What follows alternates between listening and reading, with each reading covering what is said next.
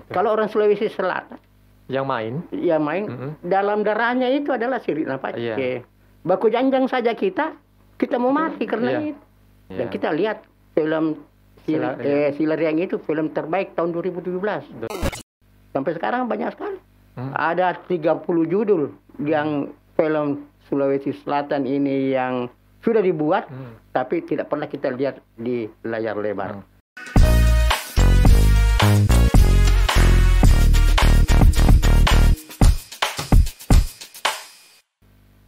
Assalamualaikum warahmatullahi wabarakatuh. Selamat datang di podcast Obrolan Kekinian Sulawesi Selatan, Orkes by Kabar Kota Sulsel. Saya Usmarlah Haji, sang pengiring orkes. Pastinya ya, seperti itu. Dan untuk kali ini, di podcast orkes kali ini, narsum saya ini dari, kalau saya bilang sudah malang melintang ya di dunia perfilman seperti itu. Dan sekarang dia menjabat sebagai Ketua Persatuan Artis Film Indonesia Sulawesi Selatan atau FARFI Sulawesi Selatan ya. Siapa dia?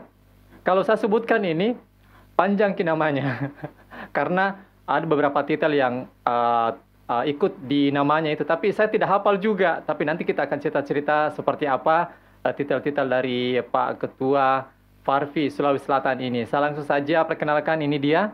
Ada Bapak Sahriar Tato. Assalamualaikum, selamat sore Pak Sahriar. Waalaikumsalam. Selamat sore menjelang malam. Ya. Apa kabar Pak? Kabar baik sekali. Alhamdulillah.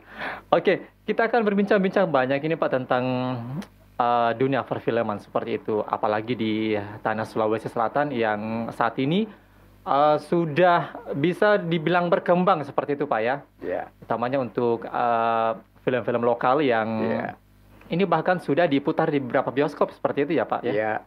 Oke, nah kita akan berbincang-bincang ini Pak. Kalau Pak Sahriar sendiri ini sudah berapa lama sih menjadi ketua FARFI Sulsel ini Pak? Ya, kalau saya sudah periode saya dilantik dulu 2018. Ya, jadi berakhir nanti 2022. Ya. Jadi saya adalah ketua FARFI yang keempat ya. Keempat ya. Setelah yang pertama itu adalah Pak Rahman Arge. Pak Rahman Arge itu adalah pemegang Piala Citra ya. Oh iya, pemegang ya, Piala Citra. Piala Citra ketika bermain di film Jangan Renggut Cintaku ya. Jangan Renggut Cintaku itu bermain sama siapa itu Pak? Ya, Matias Mucus dan Dian Nitami. Oh, Matias Mucus dan Dian Nitami. Jadi dia satu-satunya ya. Jadi peran utamanya dengan tidak mendapatkan piala, tapi justru peran pembantu utama itu Pak Rahman Arge mendapatkan ya. Jadi Pak Rahman Arge ini adalah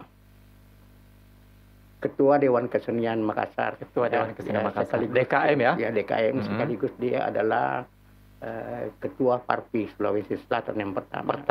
Ya.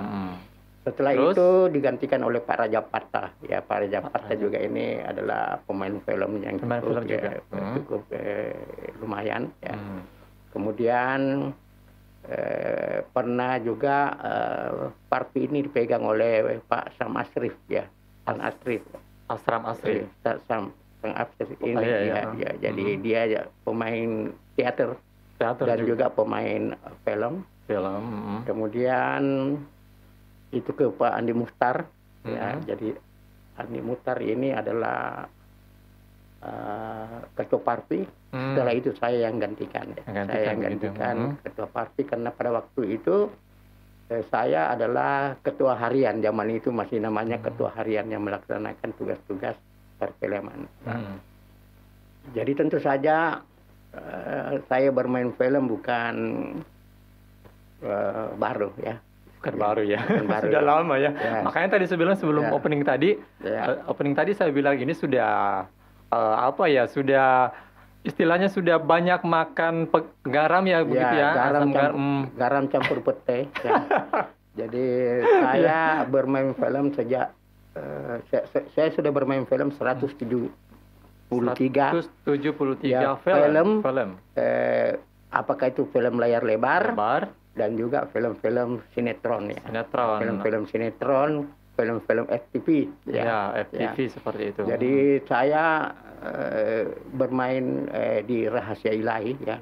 Pernah juga bermain di Rahasia Ilahi. Oh iya. Rahasia Ilahi. Saya juga bermain di film Melodi Cinta. Melodi Cinta. Ya. Kemudian bermain di Tukang Bubur Naik Haji.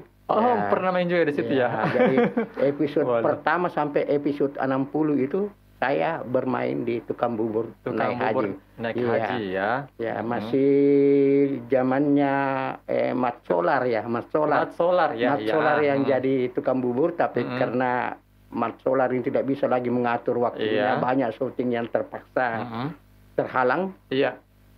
Mat Solar itu seolah-olah dia naik haji dan meninggal di sana. Jadi dimatikan Mat Solar, digantikan oleh pemain-pemain yang baru. Haji Muhyiddin yang kita kenal dengan istilah Haji Muhyiddin ya. Haji Muhyiddin ya.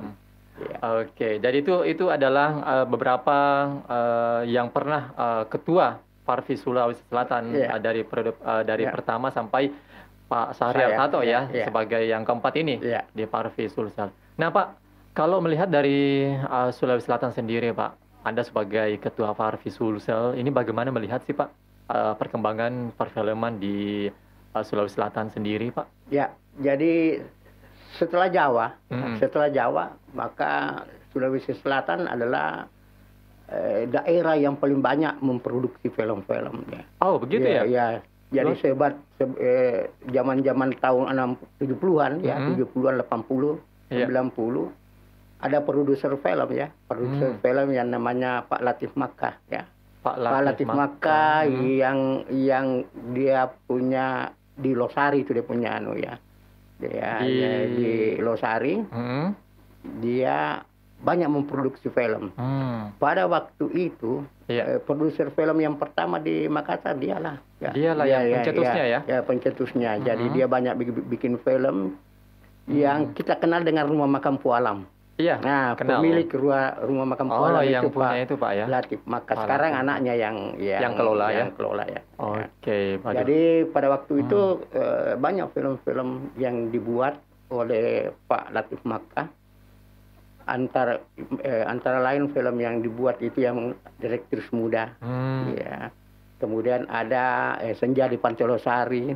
Juga. Itu adalah salah satu film yang banyak diproduksi dan aktor dan aktrisnya itu banyak mengundang orang Jakarta ya. Nasional ya? Ya, banyak mengundang orang Jakarta di samping orang-orang yang ada di sini. Di lokal begitu. Pada waktu itu kita kenal Pak Udin Palisuri ya. Udin Palisuri itu pernah bermain ya.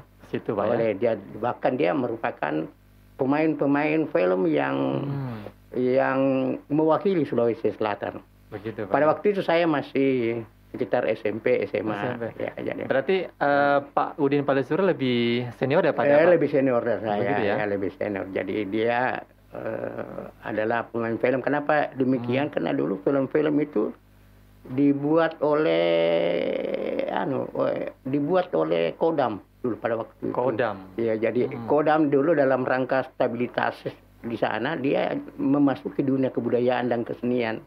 Antara lain membuat film. Jadi anak-anak DKM itu banyak yang bermain di sana. DKM pada waktu itu masih di Jalan Irian ya, Jalan Irian. Pada waktu itu saya adalah pemain karate ya. Jadi saya pada waktu bermain karate begitu Pak. Karate pada waktu itu dan kita latihan di DKM itu di Jalan Irian. Di situlah pertama saya tertarik untuk ikut bermain film seperti itu ya. Jadi film saya pertama itu adalah Teror Korban 40.000 di Sulawesi Selatan. Itu masih saya SMP. Jadi pada waktu dibuat itu film, saya berdiri di sana. Kemudian asisten sutradara mendatangi kami ya. Jadi kita anak SMP ini, saya sekolah di SMP Prater. Kebetulan pada waktu itu saya ditunjuk 11 orang untuk menjadi tentara pelajar. Jadi tentara pelajar, jadi kita dikasih pakaian tentara pelajar dengan topi warna krem keki itu. Yang zaman tentara dulu Pak. Tentara pelajar. Zaman dulu kan orang berjuang itu tentara pelajar yang ini yang menjadi pejuangnya. Ya. Oke. Jadi saya di situlah pertama saya bermain. Filmnya masih hitam putih. Hitam putih ya? Ya masih hitam putih ya. Jadi film hitam putih itulah pengalaman. Sejak itu saya kecanduan main film. Saya kecanduan main film sehingga saya pertama kalau TVRI saya kira sudah ini ya hampir seluruh ya sinetron TVRI. Baik sinetronnya, filmnya, sinetronnya itu pasti ada. Bahkan acara ada yang mampu, acara menyanyi, acara deleleng, acara musik, saya ikut di dalamnya. Pasarnya yang isi ya, semua jadi, itu. Ya, saya isi dulu. Kenapa demikian? Pada waktu itu saya kan sekolah di UMI. Iya. UMI dulu pertamanya di Jalan Kakatua kan itu. Jadi kita kalau bermain-main, kita pas di ini depan saya TVRI. Ya, TVRI. Saya sangat kagum dengan Pak Udin Fadlisuri. Nah, sejak itu Pak Mahfud itu merekrut saya, Pak Mahfud Ramli ya. Pak Mahfud Ramli itu kebetulan dulu dia sutradara paling terkenal di TVRI dulu ya. Banyak film-film saya, baik film-film legenda, baik film-film serial itu saya bermain di TVRI. Nah, itu dia saya mau balik nanya lagi nih Pak. Ini kalau untuk saat ini ya di Sulawesi Selatan itu kalau membuat film itu kebanyakan tentang budaya ataupun lokal yang begitu Pak. Sejarah-sejarah begitu. Kenapa harus bikin seperti itu Pak? Ya karena begini, kalau kita mau bikin film-film remaja, kalah kita dengan Jakarta. Gitu. Pasti kita kalah ya. Pemainnya dan lain-lain pasti kita kalah. Oleh sebab itu kita mengadakan perlawanan terhadap kekuatan itu. Kita tidak mau film-film remaja. Ya, ada film remaja cinta-cinta tetapi berdasarkan apa namanya? Cerita-cerita yang cerita-cerita budaya dan Makassar, Bugis ya. Rasa ciri napace itu. Nah, sehingga pada waktu itu saya bikin skenario daripada film Silariang ya. Iya. Film Silariang. Jadi Silariang itu pencetusnya sutradaranya Bapak? Bukan saya gitu? Sutradaranya, saya sutradaranya itu Rere Artutonik ya, Rere Artutonik dari Paramedia Film. Saya sebagai pemain dan penulis cerita. Oh, begitu. Ya, jadi saya juga yang casting beberapa pemainnya itu kita casting dan kita carilah pemain-pemain lokal ya. Kemarin juga film Silariang yang sebelah itu Iwan Persada itu pernah bikin film Silariang di Sulawesi Selatan. Tapi tokoh peran utamanya itu berasal dari Jawa ya. Saya pikir bagaimana caranya kamu bicara tentang Sirik Napace, bagaimana rasanya kalau dilarikan itu. Kita punya anak tidak mungkin akan kelihatan.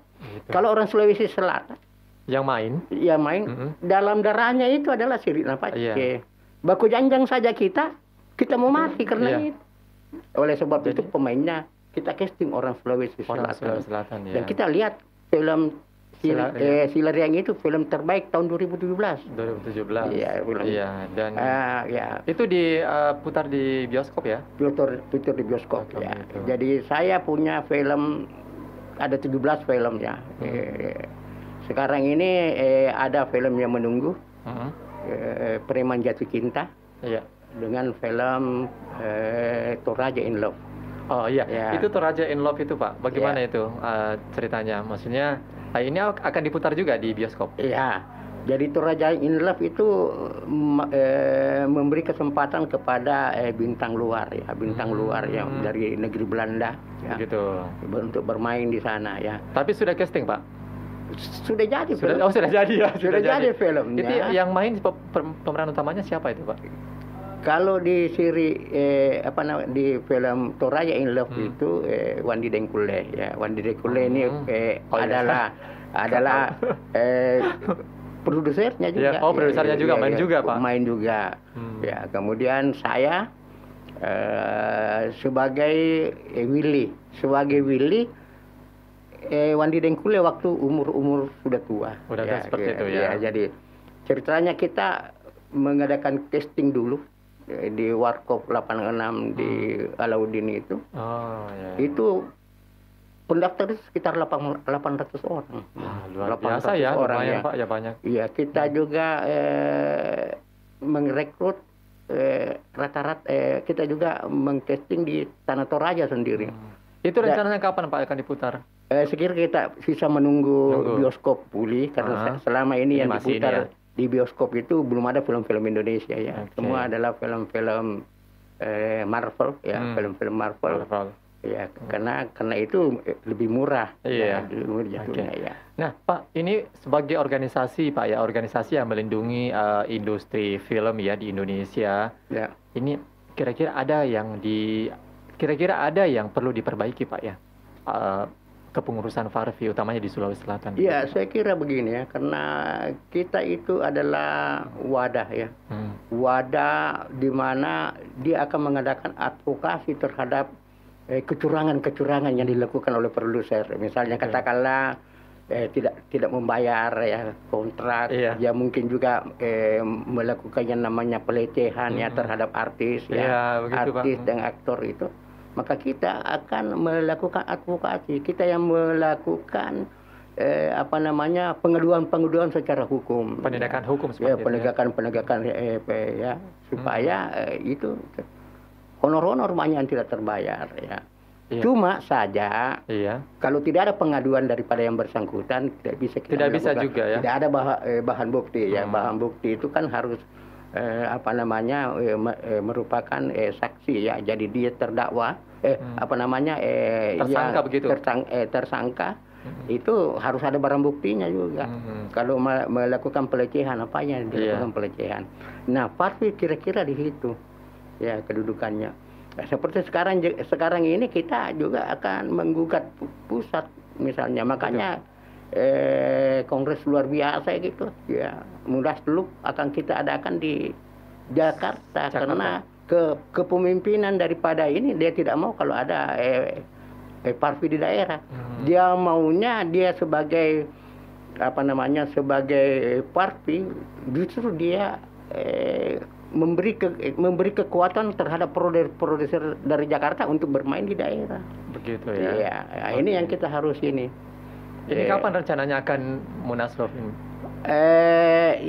Ini awal tahun depan. Ikut 34 provinsi? Ya, hampir seluruh provinsi karena seluruh provinsi merasa yang daerah-daerah ya, karena yang diakui oleh PB Farfi pusat itu hanya Jakarta dengan Bandung.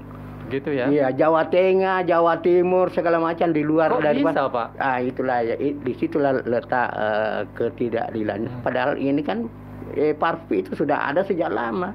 Begitu, masih zamannya Ratno Timur. Saya jadi anggota Farfi sudah si buta dari Goa Hantu itu saya ikut bermain di zamannya Ratno Timur itu. Iya, walaupun sebagai cameo, sebagai bintang-bintang lewat segala macam dan masih kurus sehingga tidak akan kelihatan bahwa saya itu. Tapi itu adalah merupakan itu film-film rahasia ilahi ya, film-film yang dibuat di Jakarta itu kita bermain di situ ya. Sehingga kekuatan orang daerah. Nah, kalau kita lihat bahwa sebenarnya yang membuat film sebagai kru itu adalah anak-anak dari Makassar sebenarnya ya. Yang sebagian besar di krunya.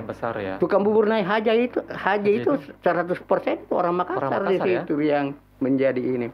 Memang talenta muda dari Makassar memang ini bisa diperhitungkan ya. Diperhitungkan di nasional ya. Iya, nasional ya. Sehingga kita merasa perlu membackingi mereka ya. Farfi ini adalah kekuatan yang ada di daerah yang akan menjadikan advokasi ya. Memberikan advokasi terhadap bintang-bintang yang misalnya dilecehkan ya. Atau dilakukan tindakan kekerasan ya dan lain-lain ya. Itu banyak demikian. Oke, Pak. Nah, jadi di tubuh, tapi saat ini di tubuh Farfi nasional itu belum ada dualisme ya? Hanya ada. Justru dualisme itu ada. Ya, karena jadi ada tandingannya juga. Ada tandingannya. Tandingannya itu adalah ketua Farfi yang lama. Pak Febrian. Pak Febrian itu adalah ketua Farfi lama. Yang lama ya. Yang lama. Sebelum terpilih ini. Sebelum terpilih ini. Oke. Nah, Pak, kalau untuk Farfi Sulawesi Selatan sebagai ketua Farfi Sulsel, Pak ya. Ya. Apa gebrakan sih ataupun terobosan dari terobosan baru mungkin yang dilakukan ke depannya, Pak?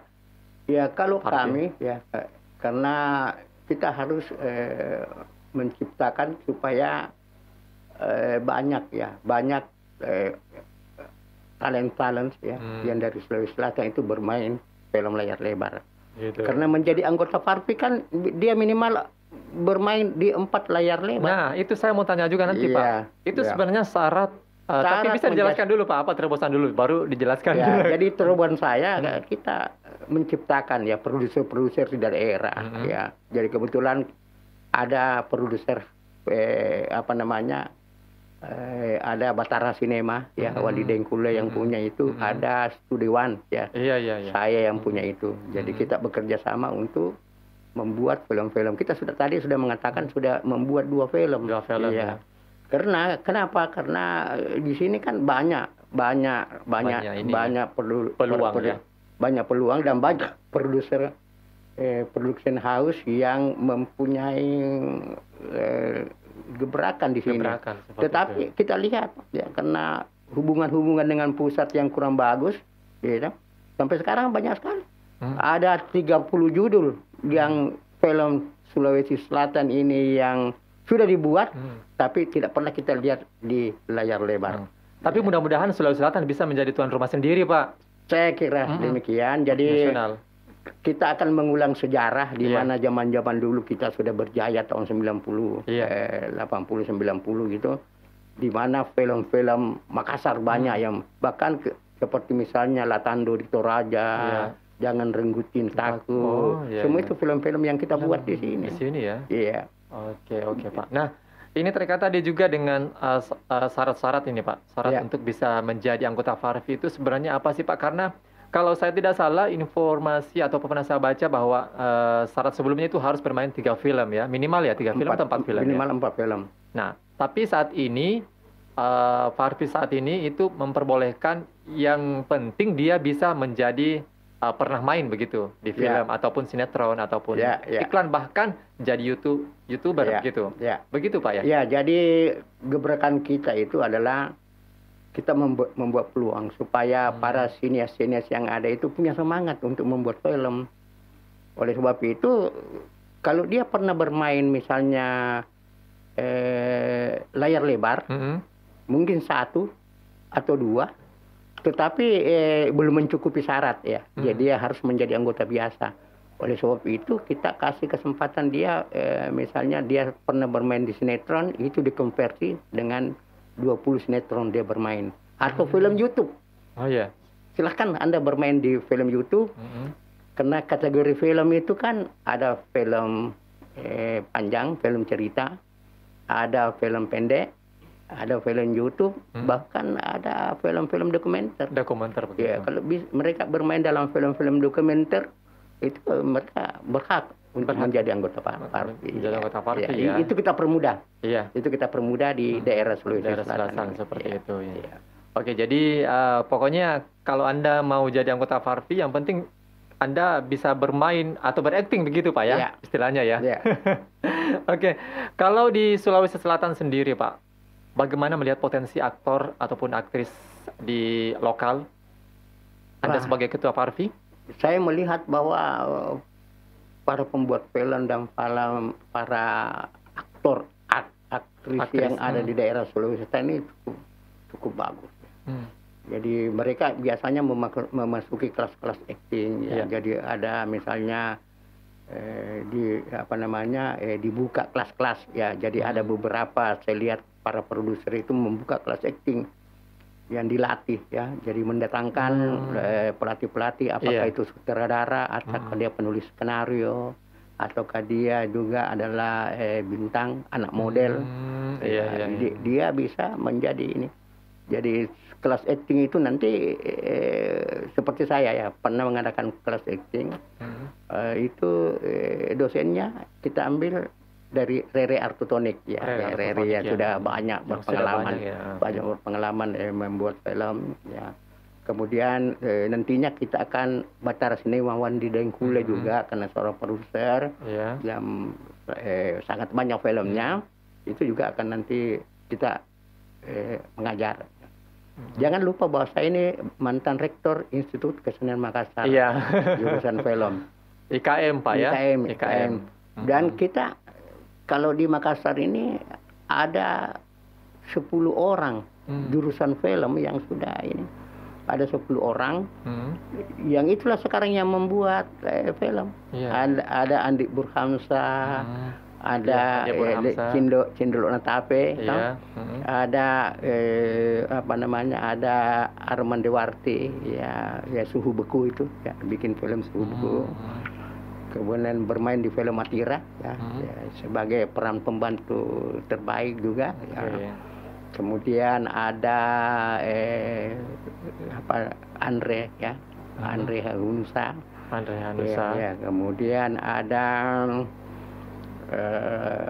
ini yang menang di Sepatu Baru yang sekarang menjadi asistennya Riri Reza.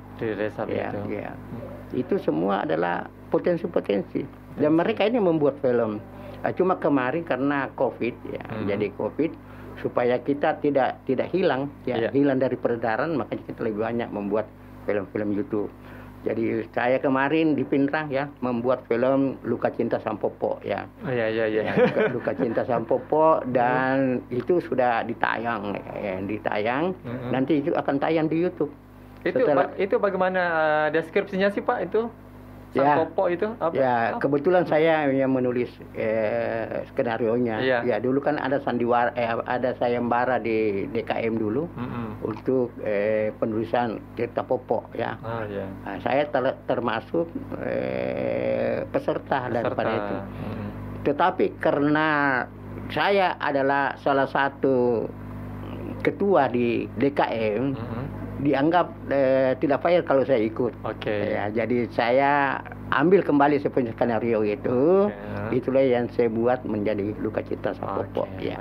Ini sebenarnya kita mau bicara banyak ini Pak. Nah, satu pertanyaan saja Pak. Mungkin bisa singkat ini Pak. Sebenarnya apa tanggung jawab sih Pak ataupun dedikasi dalam membenahi Farvi Sulsel ini Pak ke depannya? Ya, jadi tanggung jawab saya atau tanggung jawab kita bersama bahwa kita akan melahirkan insan-insan perfilman yang ada di daerah Sulawesi Selatan ini. Kita punya tanggung jawab gitu. Harus ada penerus yang bisa meneruskan cita-cita kita. Suatu ketika mereka bersyarat, misalnya dia sudah bermain di 4 layar lebar dan lain-lain, apa salahnya kalau kita tuangkan ke bawah ya regenerasi suksesi ke bawah. Mereka lah yang jadi generasi muda sebaiknya yang menjadi tampuk. Cuma karena tadi tampuk pimpinan daripada kepemimpinan Farvi yang ada di daerah. Oke, terima kasih banyak Pak. Mudah-mudahan ini kita tunggu lagi Pak. Misalnya ada nanti film barunya, kita tunggu kupas di sini Pak, di podcast Orkes Obrolan Kekinian Sulawesi Selatan. Biar orang-orang tahu seperti apa sih film-film yang akan diproduksi oleh orang-orang sinema dari Sulawesi Selatan begitu Pak. Anda sebagai ketua Farvi Sulsel sangat mensupport ya seperti itu Pak ya. Oke, sekali lagi terima kasih Pak. Sukses untuk Pak Syahriar Tato sebagai ketua Farvi Sulsel dan juga sukses juga untuk Farvi Sulsel seperti itu Pak. Dan berharap bahwa film lokal ini menjadi tuan rumah ya di Sulawesi Selatan seperti itu ya. Oke, terima kasih sekali lagi Pak sudah hadir di podcast Orkes Obrolan Kekinian Sulawesi Selatan by Kabar Kota Sulsel. Wassalamualaikum warahmatullahi wabarakatuh Pak. Waalaikumsalam.